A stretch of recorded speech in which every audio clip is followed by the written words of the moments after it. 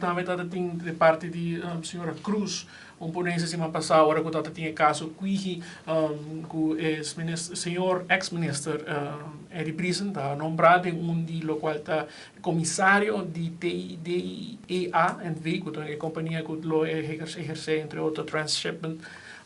De suponência, ela sente que aqui também tem falta de integridade, quizás, para ter uma pessoa assim aqui nombrada como comissário de NV, que aparentemente o senhor era prometido com a ANHA, depois com a ANHA cambia, Raíssa firma MOU, para assim aqui vai explorar a possibilidade de seguir com o projeto de Fast Ferry. O senhor Brisen ainda também está em comissário aqui, ou ela funciona aqui? Não tem nenhuma informação disso. Trabalho com nossa inicial MOU com não tem MOU ainda. A minha ministra Arens tem uma petição ministerial para nos engage consultant internacional para ajudar nós que é parte de sondeio, preparação para a Fast Ferry.